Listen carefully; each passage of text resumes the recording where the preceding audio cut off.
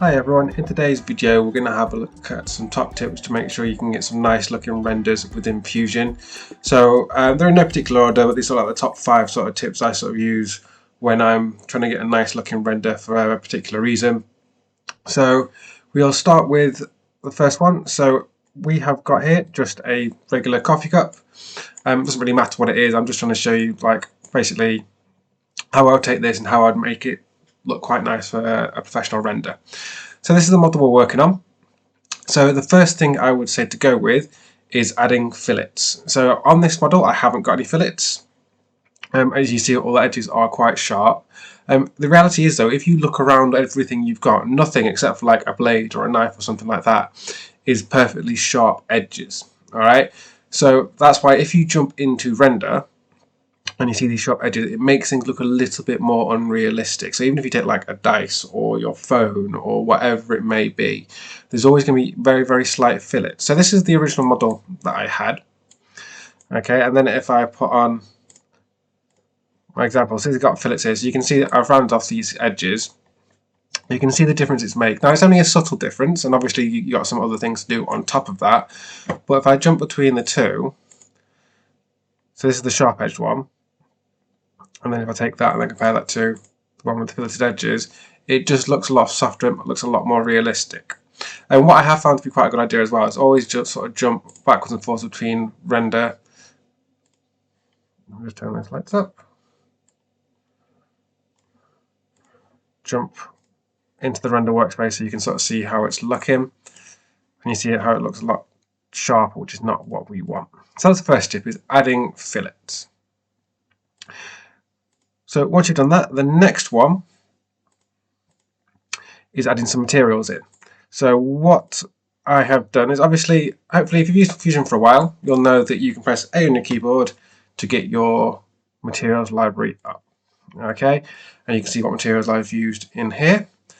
You can also, if I close that, find that if you go to modify and appearance.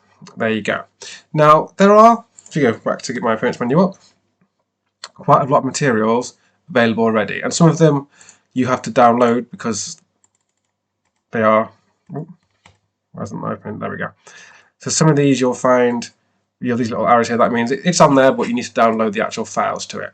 But what you can do is add in your own custom materials. So for this, what I've actually got, if you can see here, I've got things like wrinkled paper, white card. So I've added in, and I've also got like cardboard there, is you can bring in your own materials. Now what I will do is I'll put on the screen now a list of websites where you can get loads of free custom materials to add in. There are some websites that you can pay for. Unless you're absolutely desperate, I wouldn't recommend paying for them. There are plenty of websites where you can get free ones from. I've also got a video already up on about how to add in materials, so I won't go into it in great detail, but all you need to do is go to modify, manage materials, and then in here, make sure you're in appearance, and you can start to add in your own materials. But there's more depth of that in a video that I've already got, and if I remember, I'll link that onto the screen now as well. So tip number 1 is add in your fillets, and then tip 2 is materials, and particularly look at getting some custom materials, because what you can then do as well, even with the materials that you've already got, you double click on them, you can edit them a little bit, you can change the roughness, you can change the scale of it, and again it's worth looking in, jumping into render and start to see it looking a little bit more realistic. So again, you jump from that, so we start with the first one, which was with no fillets or straight edges.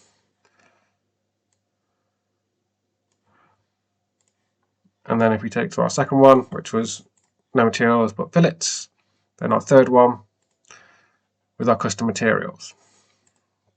Okay, so the next tip is to then, what I would say, start adding some decals to make things look a little bit more realistic. So on here, I've actually managed to get my tree all nice and organised for once. Is under here, I've got a one called decals. Now on there, all I've done is add in a few little things.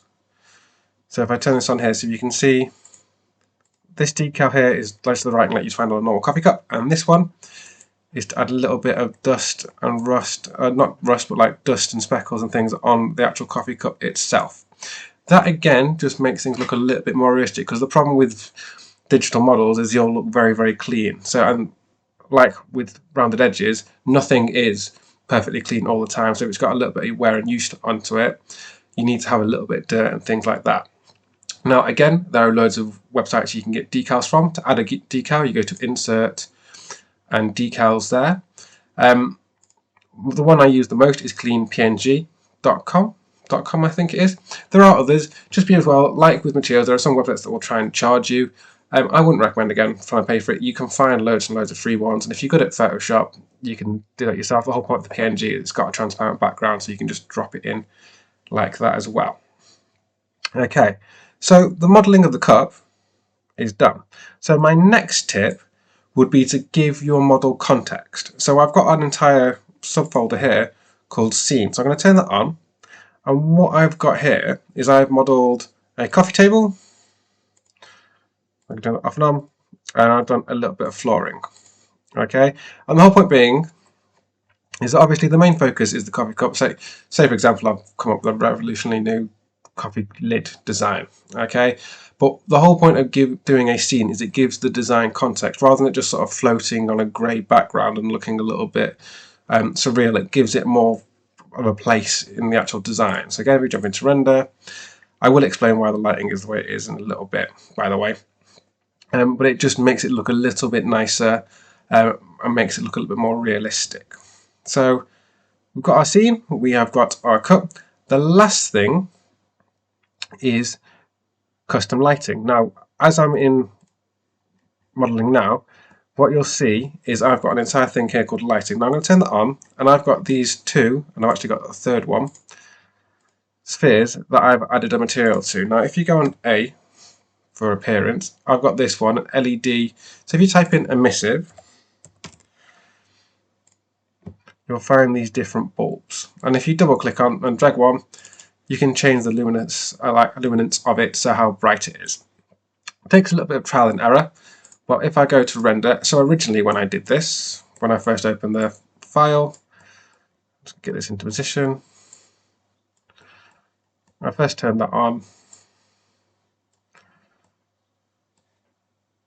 and I had the light switched all the way down, so it was black.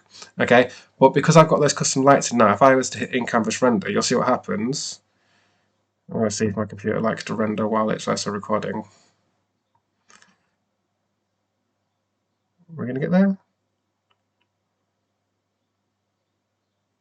There we go. So there. So, and then while that's doing it, I can sort of move it around a little bit. And you see what we've got. Obviously, I've got a coffee table, got my flooring, main design part of it being the coffee cup, and then I've got my custom lights in there as well. I'll just let that render out for a little bit. You will find once you start bringing in your own custom lights, rendering does take a little bit longer as well, because when you normally start, obviously you don't have these lights in, and then what happens is this is normally all the way up like that, and then you can sort of add in your own custom light, not custom but like your own sort of lighting and that sort of thing.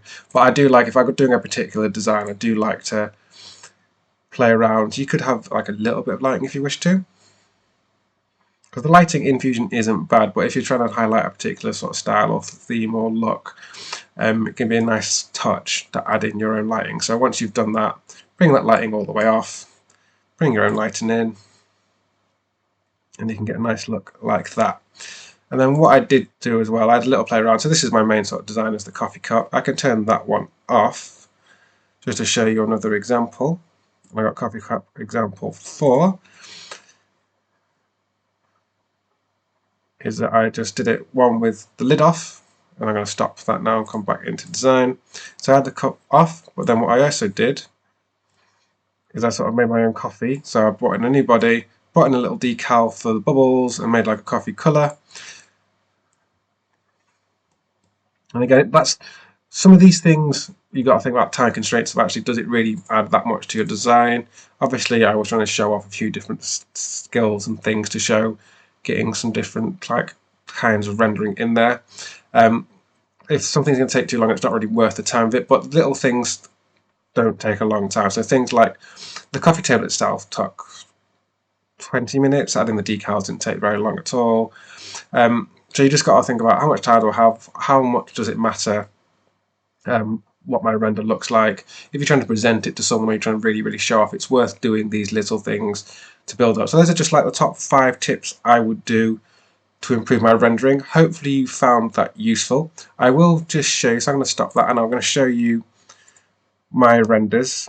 So let's have a look. So this was my final render with the lid off. I then had a little play around to show you what you can do with decals. Totally unnecessary, but I just found decal would crack, so I thought it'd be quite funny just to have my coffee table all broken and show you what you can do with decals as well. Totally a sidetrack there, but made me laugh. And then if I come to this one, and that was my final render, so I'm going to have this as the thumbnail. So this would be if I want to like present my work, my final design. I take this, I might crop the image a little bit. So I've got my coffee cup, got my decals, got my lid, custom lighting, table, flooring as my little scene. So if I was to present that to whoever, that I will be particularly happy with. I think actually that's quite a nice render that shows off exactly what I want to show off. So those are my 5 tips. So just to recap: 1, adding fillets to designs because you don't want any straight edges or too sharp of an edge. 2, custom materials. 3, adding decals. 4 would be building your scene around everything, and then 5 would be your custom lighting. Hopefully you found that useful and interesting. Got any questions, let me know at designwithsimon@outlook.com.